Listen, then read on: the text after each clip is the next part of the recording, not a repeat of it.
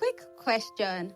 Have you ever met two children from the same home, raised by the same parents, eating the same food, attending the same school, and somehow they are completely different?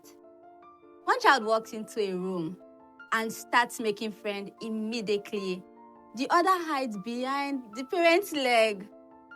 One child hears, "We are going to a birthday party," and starts jumping with excitement. The other hears the exact same thing and immediately starts feeling nervous. One child can hear noises and handle noises, crowds, and excitement. Another child is always overwhelmed before the party even starts. So tell me, which child is normal? The answer is both. And that might be one of the most important things every parent, teacher, caregiver needs to understand.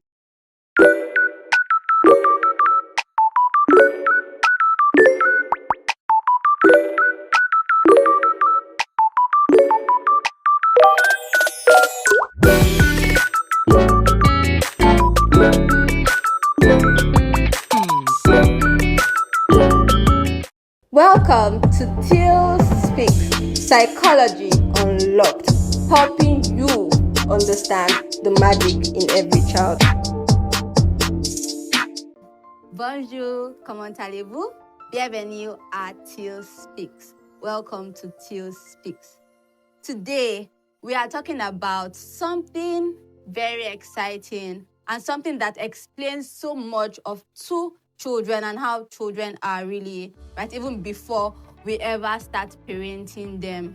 Temperament, or as I like to call it, your child's natural way of experiencing the world.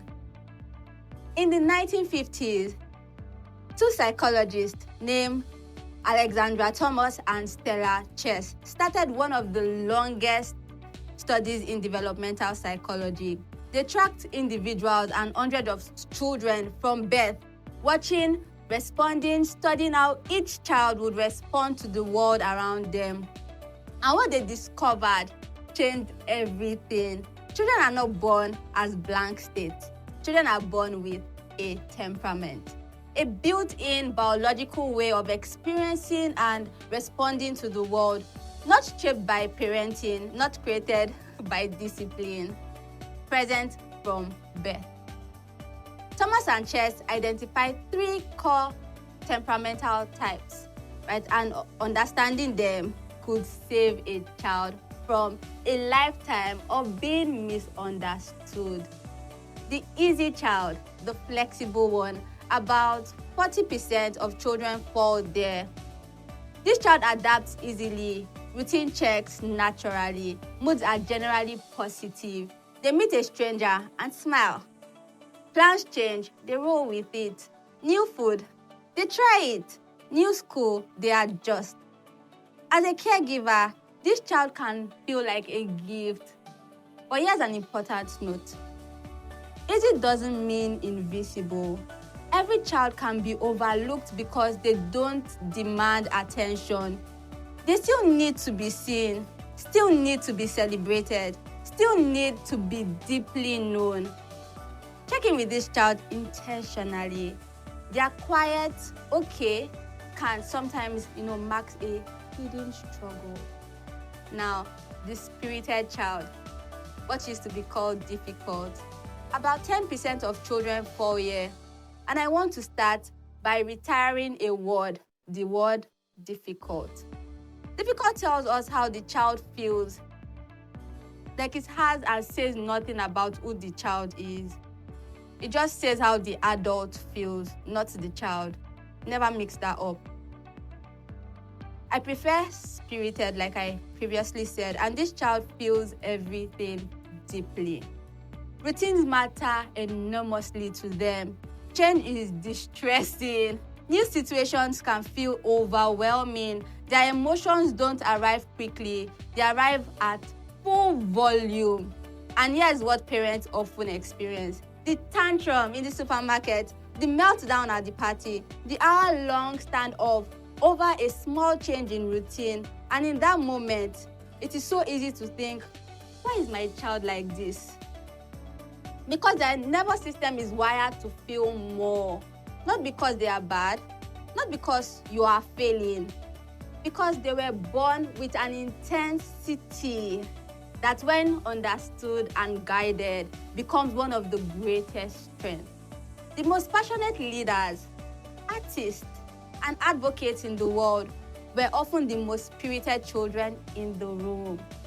Don't try to dim them, no.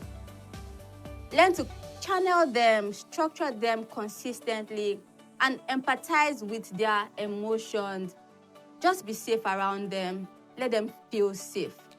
Now, the slow to warm child, the thoughtful observer. About 15% of children fall here. This child hangs back. At a new birthday party, they stand at the edge of the room watching. At a new school, they don't want to talk, or they don't even want to speak for like the first few days. With a new adult, they hide behind your legs. And people say, why are they so shy? Why won't they just join in? But here's what actually happens and what is happening. This child is not afraid. This child is processing.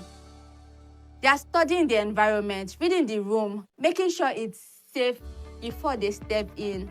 When they know that it's safe, they are in.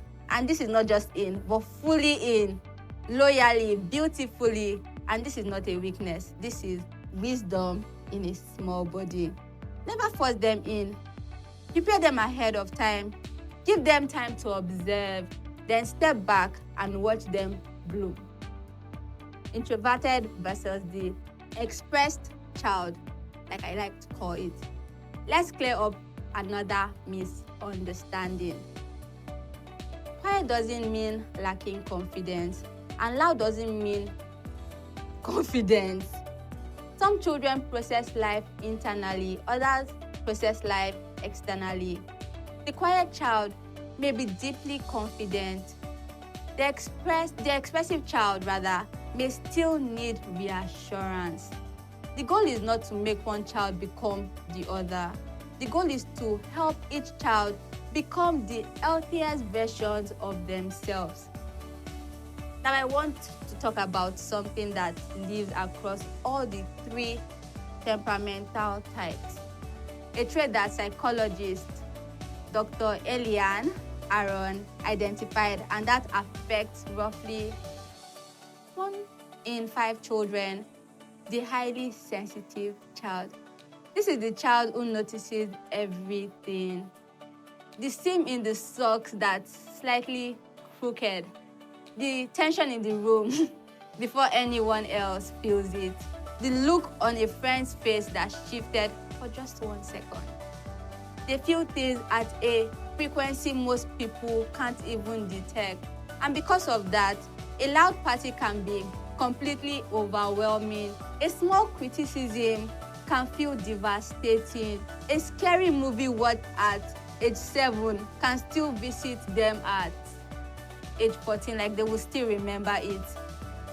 They are not too sensitive. The world is just too loud for them. And Dr. Aaron's research showed that these children, when raised with understanding, grow into some of the most creative, deeply empathetic humans on earth. The problem was never the sensitivity, but about the world not knowing what to do with it. Now, the biggest parenting mistake, and here is the honest truth. Most of us, when raised in a one-size-fits-all world, same rule, same tone, same expectations for every child. And when one child thrives and another struggles, we blame the child that struggled. But temperament research tells us something different. What works beautifully for one child can completely backfire with another. A firm voice that motivates your easy child might shatter your spirited-filled child. Jumping straight into a new activity with your confident child might send your slow to warm child into silent withdrawal. Thomas and Chess call this goodness of fit. The idea that the relationship between a child's temperament and their environment determines how they thrive, not the temperament alone, the fit. Now imagine buying one pair of shoes and forcing every member of your family to wear the exact same size. Ridiculous, right? Because different fits, different shoes. Well, different temperaments need different parenting approaches. Now, this is what one size fits all parenting often fails in. And that means one of the most important things any caregiver can do is learn who this child actually is, not who they expect them to be. Hey, treasures, this is for you. Can I tell you something? Not everyone is supposed to be the same. If you are quiet, that's okay. If you are energetic, that's okay. If you cry easily, that's okay. If you need more time before making friends, that's okay. Being different doesn't mean something is wrong with you. You are not a mistake. You are not weird. You are not broken. You are uniquely you. And guess what? This is beautiful. Now, to the parents, to the teachers, to the caregivers, to the mentors, this is for you. I want to say something that might feel uncomfortable at first. Your child did not choose their temperament, and neither did you choose yours. And sometimes, the hardest thing in parenting, raising a child whose temperament is completely different from yours. An easy parent with a spirited filled child, an expressive parent with a quiet observer, a fast mover with a child who needs to warm up. It can feel like you are speaking different languages, but here's the thing, you don't need to change your child, you need to understand them. So this week, observe. What examines and overwhelms them? What energizes them? How do they react to new situations? What helps them feel safe? Your assignment is simple. Adapt before you correct. Ensure you adapt. Because children bloom best when adults understand the soil they were planted in. Every child came into this world with a specific way of experiencing it. Some arrived like thunder, powerful, intense, and impossible to ignore. Some arrived like dawn, slow, quiet, and breathtaking, beautiful once they fully appear. None of these and those arrivals were mistakes. None of those children were problems to be solved. They were people to be understood. And the moment we stop treating these differences as problems, this is when we start discovering the incredible gift hidden in every of your child. Check and find unique.